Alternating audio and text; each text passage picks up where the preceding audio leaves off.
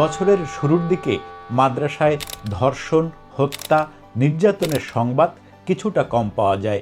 আমাকে হুজুরের কুলে বসাইছিল, বসাই হুজুরের লুঙ্গিটা তুলে এরপরে আমার পিছনে ঢুকে দিছে। সে আমাকে আসি বলে, মাহিম একটু আমার বাড়ি যাওয়া লাগলো হয়। আমি সেই সময় বলি না, আমি যাবো না।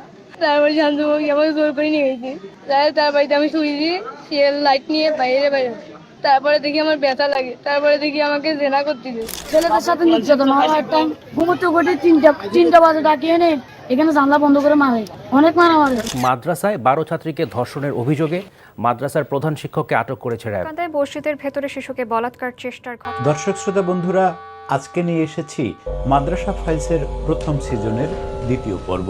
এই পর্বে আমরা পর্যবেক্ষণ করব 2019 সালের ফেব্রুয়ারি মাসে মাদ্রাসায় ঘটে যাওয়া ঘটনাগুলো। আপনাদের গত মাসের অর্থাৎ 2019 সালের জানুয়ারি মাসের ভিডিওতে বলেছিলাম যে বছরের শুরুর দিকে মাদ্রাসায় ধর্ষণ, হত্যা, নির্যাতনের সংবাদ কিছুটা কম পাওয়া যায়। যত দিন যায় তত বাড়তে থাকে। তার একটি উদাহরণ এই মাসে প্রাপ্ত সংবাদের সাথে যদি গত মাসের মানে জানুয়ারি মাসের রিপোর্টটির তুলনা করেন। এই মাসে ধর্ষণের শিকার হয়েছে 7 শিশু, মাদ্রাসায় নিহত হয়েছে 2টি শিশু, পাশবিক নির্যাতন চলেছে 4 শিশুর উপরে।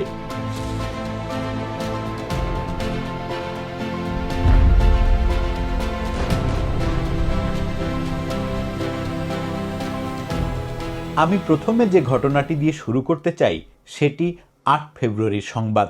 বিডি জার্নাল নিউজটির শিরোনাম করেছে এরকম: আরবি পড়ানোর নামে লাগাতার ধর্ষণ, অন্তঃসত্ত্বা ছাত্রী। এখানে একটি বিষয় লক্ষণীয়, আর তা হলো এই শিক্ষক কিন্তু সরাসরি কোনো মাদ্রাসার শিক্ষক নয়। তাহলে কেন তাকে এখানে আনলাম? কারণ 60 বছর বয়স্ক ধর্ষক শাহজাহান গাজী রাজশাহীর চারঘাট উপজেলার সালুয়া সরকারপাড়া মসজিদের ইমাম, অর্থাৎ তার পড়াশোনা ওই মাদ্রাসায়। শিশু ধর্ষণের চর্চাটি তার হয়তো ওখান থেকেই শুরু হয়েছিল। দর্শক, একটি বিষয় খেয়াল করুন, বাংলাদেশে এখন প্রতিটি গ্রামে 3টির বেশি করে মসজিদ রয়েছে, আর সেই প্রত্যেকটি মসজিদই রয়েছে মক্তব। মক্তবে আরবি পড়ানো হয়, আর পড়ায় ওই মসজিদেরই ইমাম কিংবা মুয়াজ্জিন। এই মক্তব হলো শিশু ধর্ষণের আরেকটি অভয়াশ্রম। মক্তবে ধর্ষণের ঘটনা সামনে আরও আসবে, তখন আবার মনে করিয়ে দেব। খবরে প্রকাশ, স্থানীয় লোকজন জানান শাহজাহান গাজী 4টা বিয়ে করেছেন, তার মধ্যে একজন তাড়িয়ে দিয়েছে, 2 জন মারা গেছে, আর একজন তার সঙ্গে রয়েছে। এখানে একটা কথা বলে রাখি, আমি যখন থেকে এই বিষয়টি নিয়ে কাজ করছি তখন থেকে অনেকেই বলে আসছে যে এই মাদ্রাসার শিক্ষক, ইমাম, মুয়াজ্জিনেরা কম বেতনে চাকরি করে, তাই তারা স্ত্রী ছাড়া থাকে বলে তাদের যৌন উত্তেজনা মেটানোর জন্য তাদের কোনো উপায় থাকে না, তাই তারা এই শিশুদের উপরে চড়াও হয়। এই কথাটি একদিকে যেমন ভুল, অন্যদিকে হাস্যকরও বটে।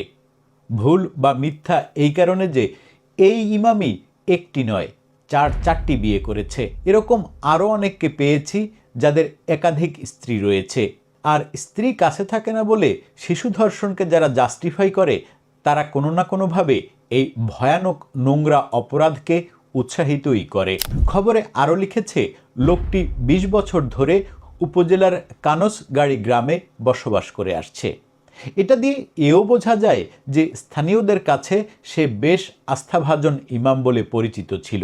এরা এই বিশ্বাস, আস্থা আর প্রাপ্ত মানসম্মানকে পুঁজি করেই দিনের পর দিন এইসব করে বেড়ায়।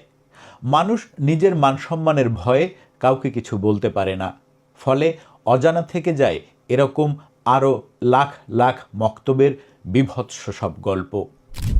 8 ফেব্রুয়ারি আরেকটি সংবাদ প্রচার করেছে বাংলাদেশ প্রতিদিন সহ আরও অনেকগুলো গুরুত্বপূর্ণ দৈনিক পত্রিকা, যার শিরোনাম ছাত্রী ধর্ষণ করে ভিডিও নিয়ে আত্মগোপনে যায় মামুন। ঘটনাটির আগের ঘটনার সাথে কিছুটা মিল রয়েছে। আগেই বলেছিলাম যে মক্তবের ঘটনা সামনে আরও আসবে। এই ভয়ঙ্কর ঘটনাটিও মক্তবের। ধর্ষণের শিকার শিশুটির বয়স মাত্র 9 বছর। একবার একটি শিশুকে ধর্ষণ করে ভবিষ্যতে তাকে ভয় দেখিয়ে নিরাপদে আরও ধর্ষণ করার জন্য ধর্ষকেরা প্রায় এই যে কাজটি করে সেটি হলো ধর্ষণ করার সময় ভিডিও করে রাখে। ক্যামেরাযুক্ত মোবাইল ফোন সবার হাতে হাতে থাকায় অপরাধের এই নতুন ধরনটি সৃষ্টি হয়েছে, আর তারই শিকার 9 বছরের এই শিশুটি। এই ঘটনাটি সামনে এসেছে বলে আমরা ধর্ষকের মোবাইলে থাকা ভিডিও সম্পর্কে জানতে পেরেছি, কিন্তু যে সকল ঘটনা সামনে আসে না বা মক্তব মাদ্রাসার যে সমস্ত শিক্ষকের ঘটনা সামনে আসছে না, না জানি তাদের মোবাইলে কত শিশুর কত ভিডিও রয়েছে, না জানি এই ভিডিও দেখিয়ে ব্ল্যাকমেইল করে কত শিশুর সাথে ঘটিয়ে চলেছে কত ভয়ঙ্করতম ঘটনা। এখন যে ঘটনাটি বলবো সেটি শুনলে হয়তো বুঝতে পারবেন একটি শিশুর সাথে মাদ্রাসায় কোন মাত্রার জঘন্য অপরাধ করে কোরআনের পাখি বলে পরিচিত মাদ্রাসার শিক্ষকেরা। 11 জানুয়ারি 2019 বিডি জার্নালের শিরোনাম, ছাত্রকে থুথু খাওয়ালেন মাদ্রাসার শিক্ষক। বিষয়টি একবার নিজের ক্ষেত্রে বা নিজের সন্তানের ক্ষেত্রে চিন্তা করে দেখুন তো। সংবাদে লিখেছে, একাধিক সূত্রে জানা যায় শ্রেণীকক্ষে পড়ার সময় কথা বলায় ক্ষিপ্ত হয়ে ইউসুফ নামে এক ছাত্রকে বাথরুমে নিয়ে থুথু ফেলে সেই থুথু চেটে খেতে বাধ্য করে। জানি শুনেই আপনাদের অনেকের হয়তো বমি পাচ্ছে, তারপরেও শুনুন, দেখুন, তাহলে বুঝতে পারবেন দেশে লাখ লাখ শিশুর সাথে প্রতিদিন কত ভয়ঙ্কর ঘটনা ঘটে। কেন এই শিশুটির সাথে এই জঘন্য কাজ করা হয়েছে জানেন? কারণ শিশুটি কেবল ক্লাসে কথা বলেছিল। মাদ্রাসায় শিশুদের রহস্যজনক মৃত্যু এখন খুবই স্বাভাবিক একটি ঘটনা হয়ে দাঁড়িয়েছে। প্রায় প্রতি মাসেই গড়ে 2-3টা হত্যা কিংবা অস্বাভাবিক মৃত্যুর সংবাদ পাই। গত মাসে হয়তো একটিও পাইনি, কিন্তু এ মাসে পেলাম 2টি হত্যাকাণ্ডের সংবাদ। আবার সামনের মাসে বা সামনের কোনো এক মাসে হয়তো পাবো 3টা কিংবা 4টাও পেতে পারি। 5টা হত্যাকাণ্ডের সংবাদ পেলেও অবাক হব না। 16 ফেব্রুয়ারি 2019 দৈনিক জনকণ্ঠে শিরোনাম করেছে এরকম, নরসিংদীতে শিমু নামের এক মাদ্রাসার ছাত্রীর রহস্যজনক মৃত্যু। সংবাদের ভিতরে ঢুকলেই বোঝা যায় এটি স্পষ্ট একটি হত্যাকাণ্ড, পরে আত্মহত্যা বলে সাজানো হয়েছে। সংবাদে প্রকাশ, মাদ্রাসার অধ্যক্ষ মাওলানা আব্দুর রহিম ও মাদ্রাসার প্রতিষ্ঠাতা এবং মোতোয়াল্লি আব্দুল আউয়াল ভুইয়া এমন দাবি করলে তাদের সাথে দ্বিমত পোষণ করেন এলাকাবাসীরা। এলাকাবাসীর দাবি যে বাথরুমে শিমুর আত্মহত্যা করেছে বলে প্রচারণা চালানো হচ্ছে, সেই বাথরুমে আসলে আত্মহত্যা করার মতো কোনো জায়গাই নেই। এ নিয়ে এলাকায় ব্যাপক চাঞ্চল্যের সৃষ্টি হয়েছে। ফেব্রুয়ারি মাসে মাদ্রাসায় দ্বিতীয় খুনের সংবাদটি আমরা পাই 20 ফেব্রুয়ারি 2019। দৈনিক যুগান্তরের শিরোনাম, মাদ্রাসার পুকুরে নিখোঁজ ছাত্রের লাশ, পালালেন 2 শিক্ষক। এটা স্পষ্টই যে খুন তা বোঝা যায়, কারণ খবরে লিখেছে ছাত্রের লাশ উদ্ধারের পর ওই মাদ্রাসার শিক্ষক আবু বকর ও হাবিবুর রহমান পালিয়ে গেছেন। এরা কি এমনি এমনিই পালিয়েছে? শেষ করব 27 ফেব্রুয়ারি সময় টিভির একটি সংবাদ দিয়ে, যার শিরোনাম, 2 মাদ্রাসা শিক্ষকের বিরুদ্ধে 5 ছাত্রকে বলাৎকারের অভিযোগ। মাদ্রাসায় শিশু ধর্ষকদেরও সিন্ডিকেট থাকে। এই 2 ধর্ষক একই সিন্ডিকেটের। অন্য সিন্ডিকেটের সাথে সদ্ভাব না থাকায় এই ঘটনাটি বাইরে বের হয়ে আসে। এখানে সংবাদে বোঝা যায় যে এই 2 ধর্ষকের সিন্ডিকেটকে বাঁচাতে চেয়েছিল অন্য তৃতীয় আরেকটি সিন্ডিকেট, কিন্তু শিশুরা সেটি হতে দেয়নি। খবরে লিখেছে, ঘটনার শিকার কয়েকজন শিশু ছাত্রের পরিবারের স্বজনেরা জানায়, মাদ্রাসার 2 শিক্ষক নোয়াখালীর বাসিন্দা কারি লোকমান হোসেন ও যশোর জেলার বাসিন্দা আজগর আলী গত 2 থেকে 2.5 মাস যাবৎ 9 থেকে 12 বছর বয়সের 5 জন ছাত্রকে কৌশলে রাতে ঘুম থেকে তুলে নিয়ে জোরপূর্বক বলাৎকার করে। এ সময় তারা আরও কয়েকজন ছাত্রকে বলাৎকারের চেষ্টা চালিয়ে ব্যর্থ হয়। ঘটনার পরই অভিযুক্তরা শিশু ছাত্রকে বলাৎকারের বিষয়টি কাউকে জানাতে নিষেধ করেন ওই 2 শিক্ষক। এ ঘটনা জানলে তাদের মেরে ফেলা হবে এমন হুমকিও দেওয়া হয়। ওই যে আগে একটি খবরে বলেছিলাম যে হত্যার হুমকি দিয়ে ধর্ষণ করা মাদ্রাসায় একটি খুব স্বাভাবিক ঘটনা, এখানে সেই ঘটনাই ঘটেছে। এই ধর্ষকেরা যে কতটা ভয়ঙ্কর, কুৎসিত চরিত্রের আর নির্মম হতে পারে তা বোঝা যায় সংবাদের এই অংশে।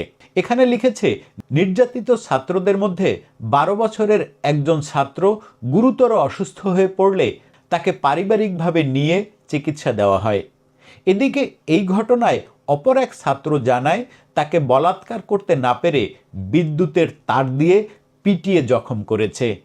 আর এরপরেই ছাত্রদের বলাৎকারের ঘটনা অভিভাবকেরা জানতে পারেন এবং বলাৎকারের শিকার ছাত্ররা মুখ খুলতে শুরু করে। কিন্তু বেশিরভাগ ক্ষেত্রে যা হয়, ধর্ষণের শিকার শিশুরা সহ্য করতে না পেরে প্রথমে তারা মাদ্রাসায় যেতে অনীহা প্রকাশ করে, তারপর নিজে থেকে যাওয়া বন্ধ করে দেয়। এরপরে জোর করে বারবার দিয়ে আসলে একসময় সে মাদ্রাসা ছেড়ে পালায়। এরপর তার পায়ে লাগানো হয়। আমি আগের মাসের প্রতিবেদনে বলেছিলাম যে এই শিকল হয়তো বাবা মাই কিনে দেয়। এরপর ঘটনা নিয়ে যখন বিভিন্ন গণমাধ্যমে সংবাদ প্রকাশিত হয়, তখন আমি জানতে পারি ৮০% বাবা মাই মনে করেন তার সন্তানদের মাদ্রাসায় পড়তে কষ্ট হয় বলে তাদের কাছে এই নির্যাতনের মিথ্যে গল্প বলছে। ফলে এই শিশুদের দিনের পর দিন, মাসের পর মাস, বছরের পর বছর মুখ বুজে ধর্ষণের শিকার হতে হয়, শিকল পরে থাকতে হয়, এমনকি শিক্ষকের হাতে নিহতও হয় ছাত্রছাত্রীরা। আপনি যদি শিশুদের প্রতি প্রতিদিন ঘটা এই ঘটনাগুলো বন্ধ করতে চান, তাহলে আমাকে সাহায্য করুন। আপনার সন্তানের সাথে, আত্মীয় স্বজন কিংবা পাড়াপড়শি শিশুদের সাথে এমন ঘটনা সামনে আনুন। এই ইমেল আইডিতে ইমেল করে সকল তথ্য প্রমাণ সহ ঘটনা আমার কাছে পাঠান। অবশ্যই আপনার নাম, ঠিকানা ও পরিচয় গোপন রাখা হবে। শিশু নির্যাতন বন্ধে আমাদের সামাজিক আন্দোলন গড়ে তোলা একান্ত প্রয়োজন। ভিডিওটি শেয়ার করে অন্যদের সচেতন করুন। মন্তব্য করে জানান আপনার মতামত। এই পৃথিবীর সকল শিশুর নিরাপদ জীবন কামনা করে আজকের মতো শেষ করছি। নিজে ভালো থাকুন, অন্যকে ভালো রাখুন।